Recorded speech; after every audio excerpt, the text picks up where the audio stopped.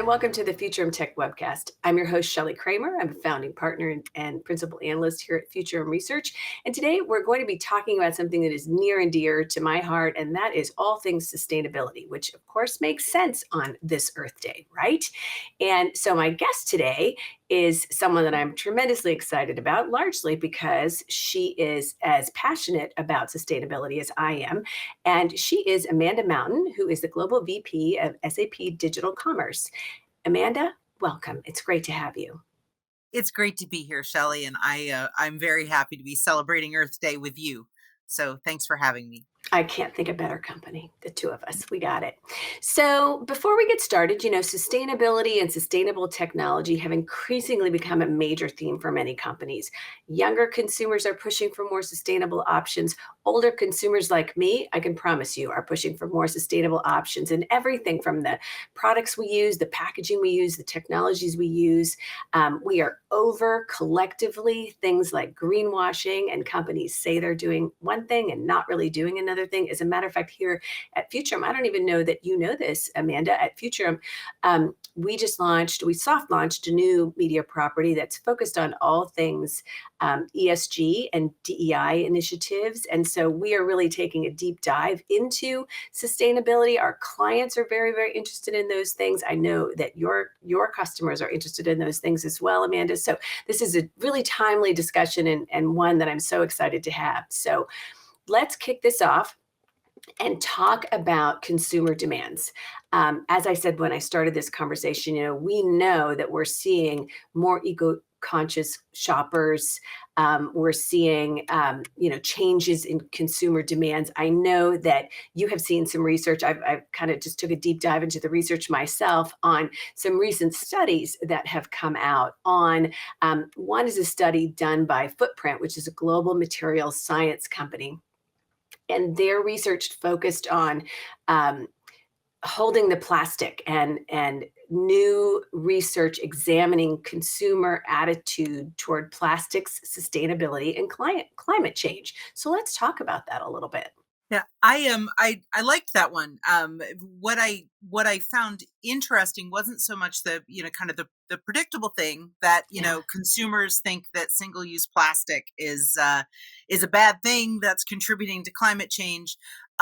But it was more the level of accountability that consumers are now placing into the hands of business and brands to do better.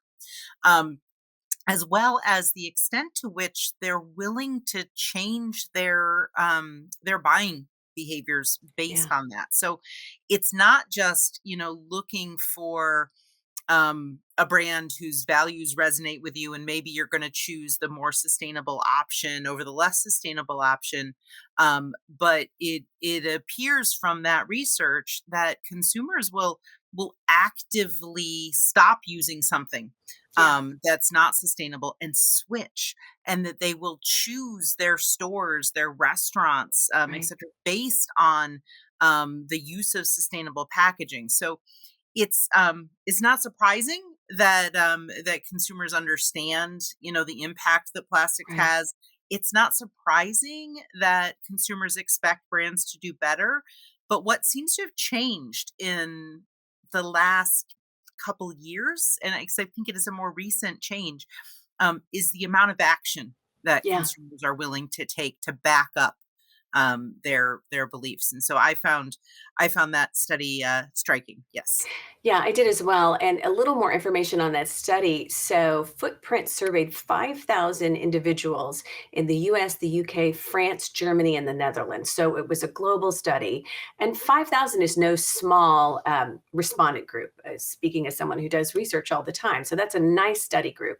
And to your point, 72% of survey respondents in this footprint research said that they're 72% dissatisfied with the amount of plastic food packaging and waste they end up with at home.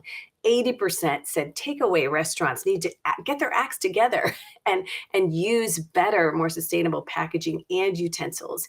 86% said grocery stores should do more to reduce the amount of plastic packaging being sold. So to your point about accountability, consumers are saying restaurants, grocery stores, we want you to do more. The onus shouldn't be just on us as consumers. And I thought that was really interesting. I thought, another one of the suggestions that I saw was, that grocery stores should perhaps consider having, reduced packaging aisles so that for people who are interested, like do all your shopping in this aisle.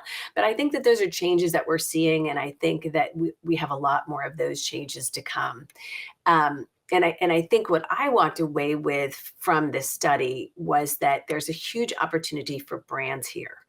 And brands who will take a leadership role in offering sustainable alternatives, who use technology that allows them to capture and report more efficiently and more effectively, and to walk the walk and talk the talk. I think that's what consumers are looking for. We are paying attention in ways that we never did before, to what it is that the brands that we work with, that we buy from, that we champion or not. We're paying a lot of attention to what they do. And I think that for me, that's a huge opportunity to establish a competitive edge in the market. Yeah, and I think consumers are starting to look at history as well. So, is a brand a Me Too? Did they just jump into the sustainability trend, or is it Right. something that a brand has, got a track record of having, programs around where also where brands have it built in. If sustainability is a part of the company's strategy, is going to show up everywhere. It's not going to be, a greenwashing and overlay marketing program, Right. that's kind of isolated, or, this kind of bolt on thing. I think consumers are savvy enough at this point to really be researching as to whether or not the brand is walking the talk and living it. Are they reporting on their carbon footprint? Do they have sustainability goals of their own that they're reporting against? Do Right. they, as you said, the data, are they building this data, into their products, into their processes, into their supply chain so that they Right. can truly understand the impact that they're having on the environment, and then, possibly take steps to mitigate it as well. So I do think that consumers are looking for a lot more meat behind the programs. Yeah, absolutely. On that front, there was another bit of research, and by the way, I will link the things that we talk about in this conversation into the show notes. So if you want to deeper dive into this research, it'll be available for you. But there was another report about consumers demand sustainable products and shopping formats, and this report was produced by First Insight and Baker Retailing Center of the Wharton School at the University of Pennsylvania. And what I liked about this report was that this was a follow on report to a first report that was done a couple of years ago. And this report showed that Gen Z and Gen X prefer to shop sustainable brands. What the recent report showed is that these preferences have increased at an exponential rate, and Yes. by nearly 25%. And consumers' willingness to pay more for sustainable products increased by 42%. And I think that when we talk about sustainability, I think sometimes we, say that this is a Gen Z thing or this is a millennial thing or whatever. But I'm here to say that I'm a Gen Xer, and I have kids ranging from 40-year-old daughters to 16-year-old twins. And I'm the sustainability freak in our household.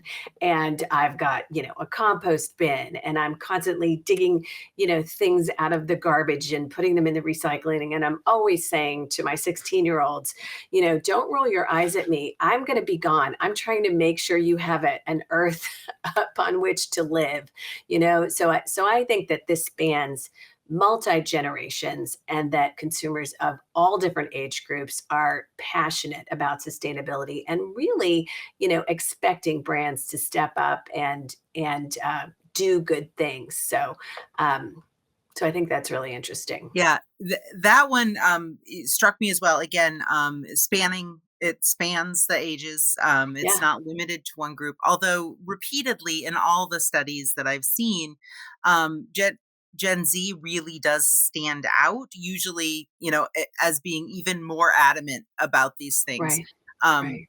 but what I noticed within that study was they believe that Gen Z has actually been influencing Yeah. their parents and their grandparents, and I got I had a little chuckle about that because as a Gen X as well, um, I this made me reminisce a little bit about my first Earth Day, at least the first one that I can remember, which was about like 1989. And a friend of mine in Girl Scouts, like for her Gold Award project for Girl Scouts, started the first environmental club in our school, and she was the founder, and I was the first member.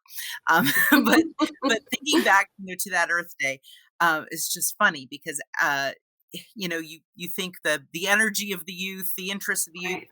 Right. My parents wanted nothing to do with my environmental Your passion for goals and desires and passions. right. So the boomers Yeah, ignored me. However, as you see it play out in family dynamics now, yeah. I have a 13-year-old. Um, and while my mother still will not pay any attention to me, um, she will recycle when her granddaughter tells her to. Oh, that's So awesome. I there's love it. it was one of those kind of amusing things where I'm like, oh yeah, that's true. That younger generation seems to somehow be able to get people to listen in a way that I wasn't able to when I was when I was younger. Um, the other thing that struck me on that one was, um, not only are consumers much more willing to pay more Yeah, for a sustainable product, but they also surveyed retailers and found that the retailers don't think that the consumers are willing to pay more for yeah, sustainable products. So there's a real disconnect there. And my advice to all the retailers and the consumer goods brands out there is, please pay listen to your attention. Yeah, customers, pay attention, yeah, because they are willing to pay more, and probably much more than you think. That yeah, premium is not a premium to them. yeah. It's an investment in their future. And I think brands are really missing out on the opportunity to kind of survey and listen to your customer. Well, and that's the thing, Amanda. I mean, all you have to do is ask. And I think we've done a ton of research before. Most recently, we published a report on the future of customer experience, and we surveyed 2,000 brand side representatives and 2,000 consumers on the topic of customer experience.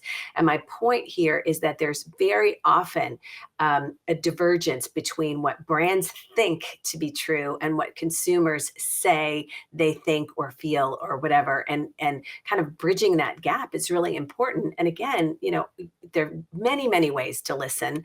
There are research surveys you can do of your own, and you're communicating. You have the ability to communicate with your customers on a regular basis through email, through social channels, through TikTok videos, whatever. you know do that. Listen to what they say. I mean, that information is right there if only you care to look. And I think that's really important. The last thing about this study that I thought was particularly interesting is that in today's report that we're talking about showed an increase by nearly 25% of consumers' willingness to pay more for products. Actually, it was 25%, and now it's increased by 42%. Okay, that's a lot.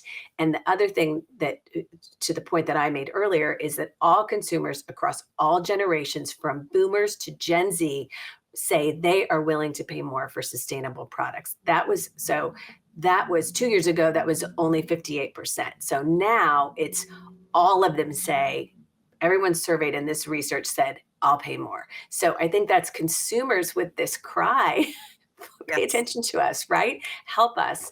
So I think that's super important. So now, we've talked a lot about shifting consumer demands.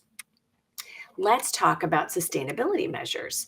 Who's responsible for that? Is it the government? Is it brands? Is it consumers? Let's talk about that. What do you think? Well, I mean, let's be real for a second. We have a climate crisis We do? facing us. The challenge is way too big to be approached from just one direction. Right.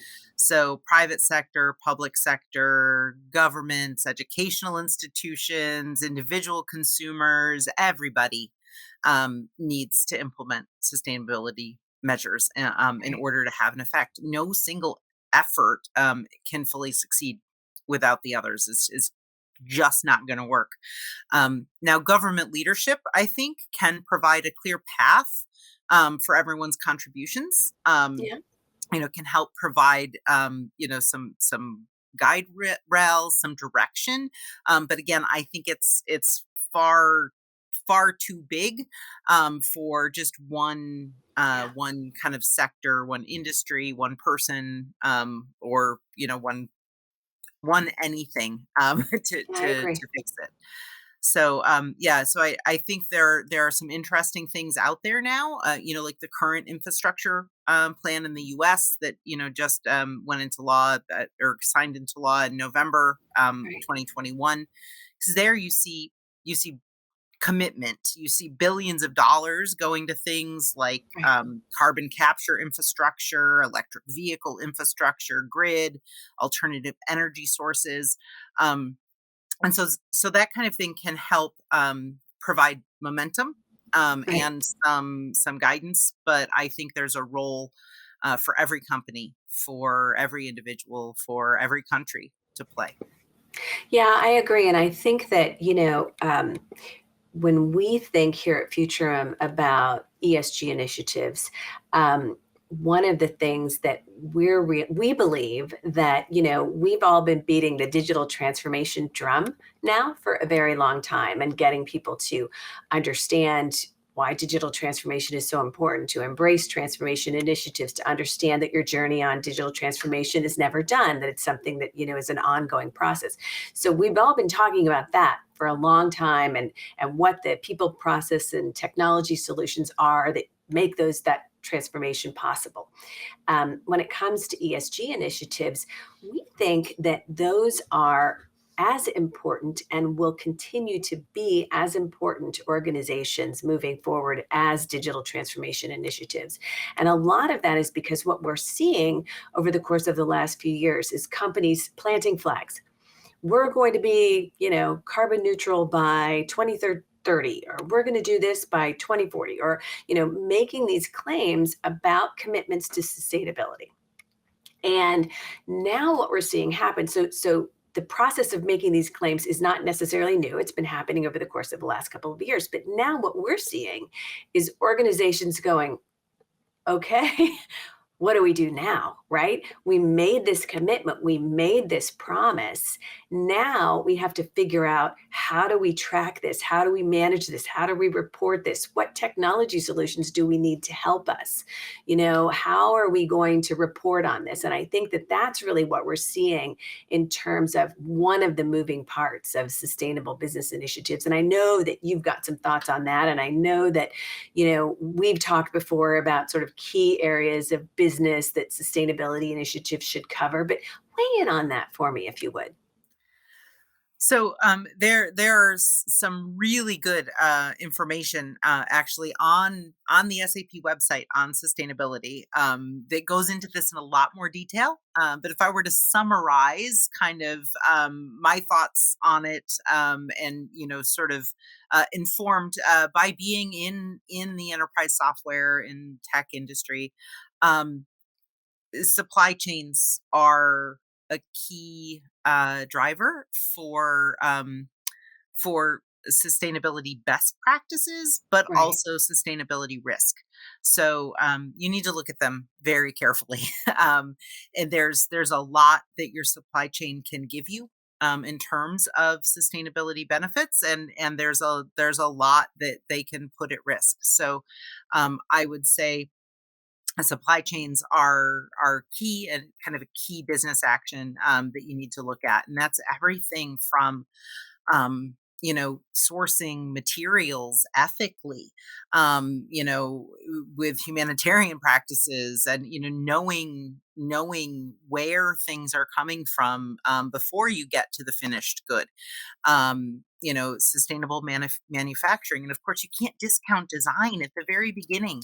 Right. Sustainability plays a key role, in the design and manufacture of your products. So, supply chain is probably number one.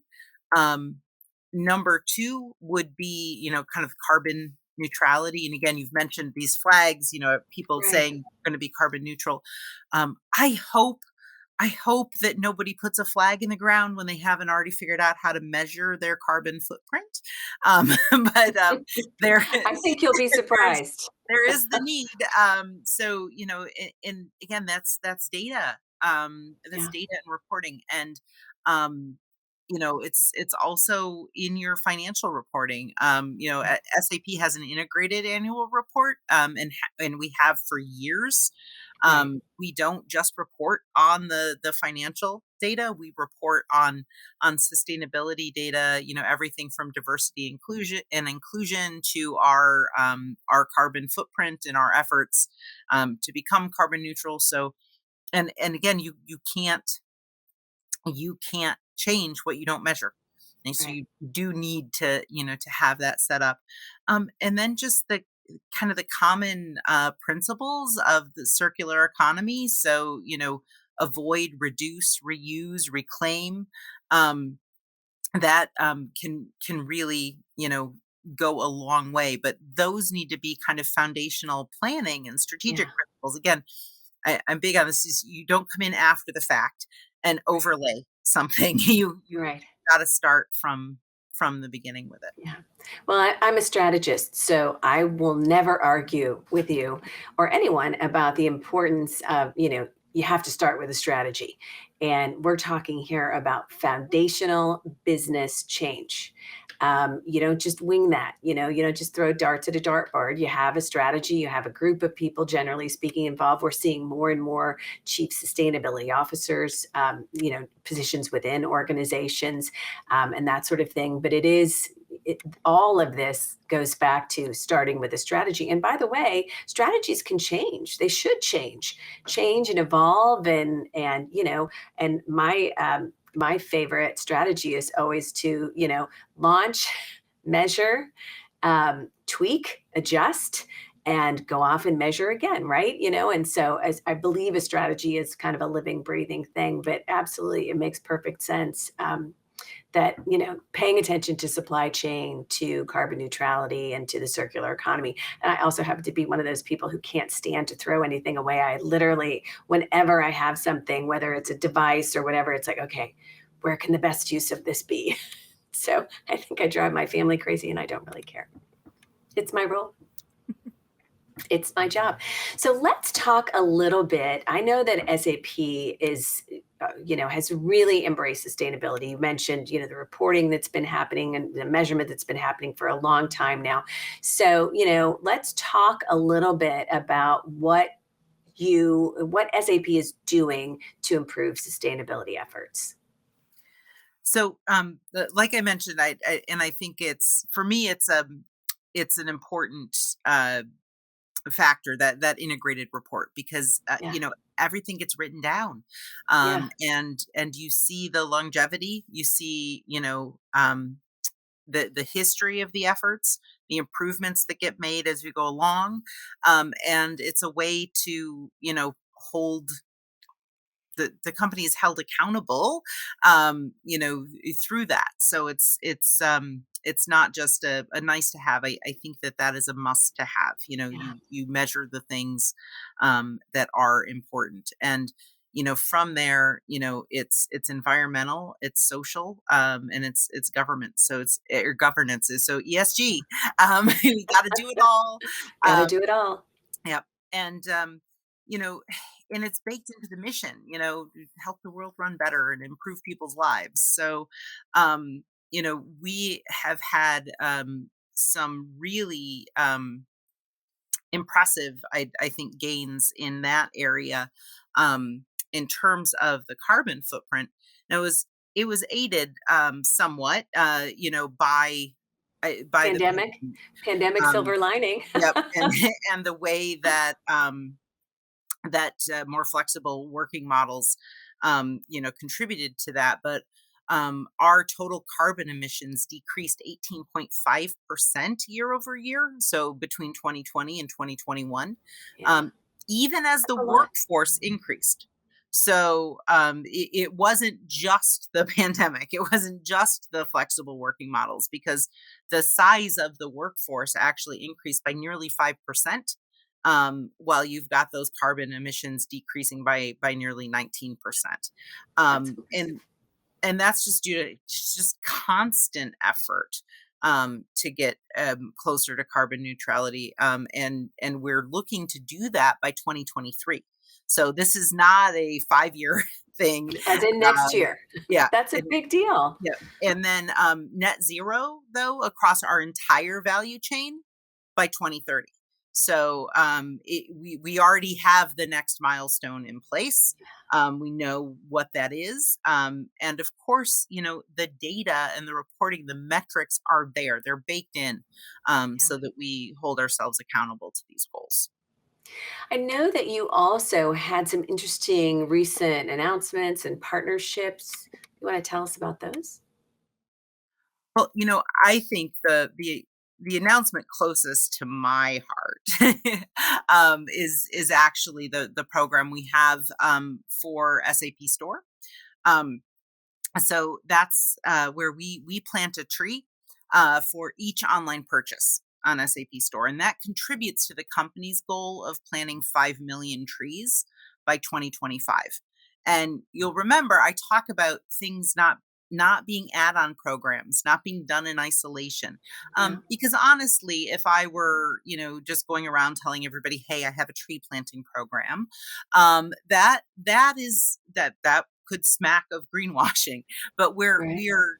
we are contributing to the company's overall goal of planting 5 million trees. And here's the thing with the tree planting, that's not the real sustainability lever. It's the strategic choice of either the individual business owner or sometimes the whole procurement organization to Right. go digital and to do business online, to go paperless. So our tree planting is more like a gift that recognizes and reinforces the sustainability commitment Yeah. that company or that team, that procurement org has already made. It's not why someone would choose to buy from SAP Store, but it's an appropriate acknowledgement of the strategic sustainable choice that they've Yeah. made. So Yeah. I think that's that's my really favorite. awesome. I'm a fan of planting trees, that's for sure. So I know that there are a lot of solutions in the SAP on the SAP store for both SAP and partners that can help customers manage their environmental impact. There's tools, there's sensors, there's calculators, there are all different kinds of things. Talk with us a little bit, if you would. Share with me some of the solutions that come immediately to mind that you're seeing the most interest in.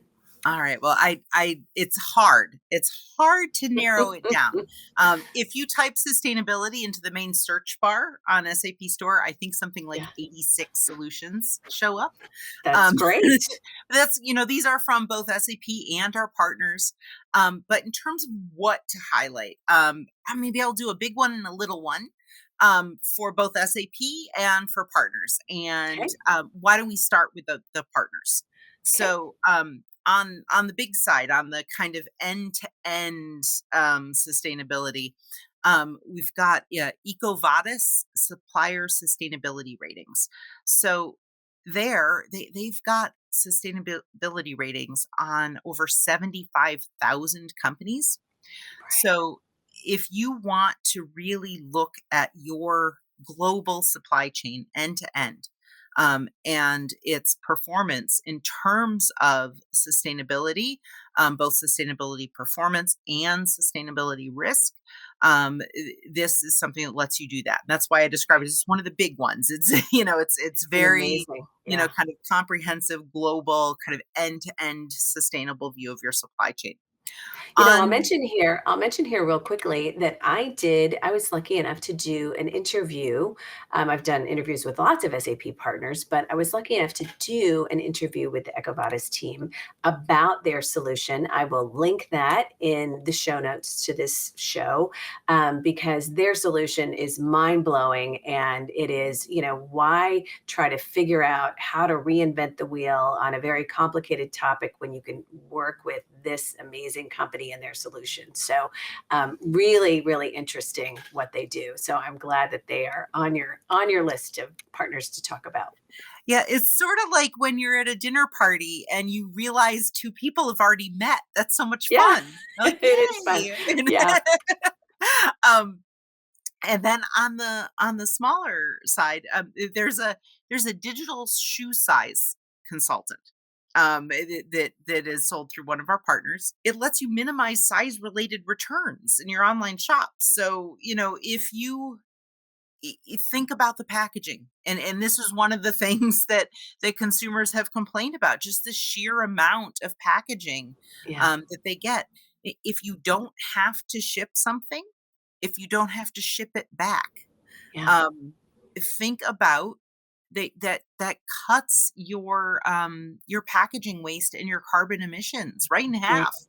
right. And so, this is one of those kind of, laser focused, pretty specific types of solutions, but in the right industry, for the right customer, this can have a huge impact Yeah. on their waste reduction. Yeah, I'm Um, that customer, by the way. I mean, you have a teenager, I have teenagers times 2, and, they wear one size in Nikes and another size in Adidas or another size in this, and so, when I order shoes online or anything, I have to order multiple sizes, and it kills me to do that, but I have to order multiple sizes, and then not only sometimes they reject things because they don't think I have good taste and they're dumb, but I mean, it just, and it kills me to have to return all those things. If there was a solution that I could go to that would help me navigate that sizing issue, I would be so happy not to have to order multiple sizes and then send things back. So when you multiply that times, I'm one person, but when you multiply a solution times that, like that, to a retailer and all the customers that they serve, I mean, that's an incredible savings, in yeah, terms of packaging and ship, and it's not just the packaging, Amanda. It's the fact that I it's have the to package it time. up and I have to drive to the UPS store and I have to drop it off and I have to drive home and then it has to get put on a truck and maybe go on a plane. You know what I'm saying? Like Yes. the return industry alone is huge. So solutions like this make a lot of sense. And I know that the return industry, I mean, that's probably not been a pandemic silver lining in the sense that, it's great that we've seen the rise in e-commerce, but then we have this huge return issue that's on the back end of that we have to deal with and find eco-friendly ways to do that. So I really love that solution. I think it's awesome. Yeah, and then on the SAP side, I'll start with a small one again, one that's kind of purpose built, for a specific type of sustainability use case, and that's SAP e-mobility. And there, it helps companies optimize and simplify electric vehicle charging, both the infrastructure as well as the related business processes. So, getting it into your finance and accounting, accounting for that, by vehicle, by user, etc. So it's pretty cool. But that's, specifically for, companies, associations who already have an EV strategy for their fleet or for their employees. So it's a specific use case, but it's pretty elegant. Yeah, I like it. One thing I'm interested in and I don't know enough about is that I did not realize until we were having this conversation that SAP has a sustainability advisory service. And what I like about that, and I'm going to have you tell me about it, but I'm thinking that, I think conversations like this can be overwhelming, right? To brands trying to make their own plans and develop their own strategies. But when you have a resource that you can work with, somebody who's solving problems for customers on a global basis, like SAP is, and you can take advantage of advisory services, to me, that kind of seems like a no brainer. So, talk with me a little bit. Admittedly, I went into this not knowing a lot about the advisory service offering. So, tell me a little bit about how that works. So it's a fixed scope, kind of stated outcome, what I would call a package service. So, we have experts in sustainability. They come from all industries, both public and private sector, and they will sit down and kind of workshop with a company, work on your business case, work on understanding the data, what exists and what does Right. not. Where do you need to put measurements in place? Where are the opportunities and the risks? And what technologies are available to assist companies with this, because it is not um, it's not always an easy task, but there is plenty of technology now available to really help people, and also especially so that you are not starting from scratch and you don't have Yeah. to reinvent the wheel, Yeah. um, for each company. So, yeah, sustainability advisory services are cool. They're also available on SAP Store, um, I think that's and awesome. that can go for my big one, um, when I was talking about both a little and a big. Yeah. Although the other one that I like for big is actually SAP Landscape Management Cloud. So that lets you optimize, kind of system uptime as well as carbon footprint when you're operating your SAP systems, in a kind of infrastructure as a service mode. Right. So that's pretty cool too. A lot of customers might look at that as a way to minimize costs, but hand in hand with minimizing costs is also minimizing your carbon footprint. And I think that that's something that it's okay to say that that's important too. Um, we talk about sustainability, and sometimes it seems like we're talking about it with kind of rose-colored glasses. But I think as business professionals, it's Right. okay to say that one of the benefits of sustainability is also financial. Businesses are able to do well and run better when they're more sustainable. Yeah. And it's okay that this has a positive impact on your bottom line. Yeah. Absolutely. Absolutely. And I think that that is, something, to me, that's a key takeaway here is that know that one, there's help.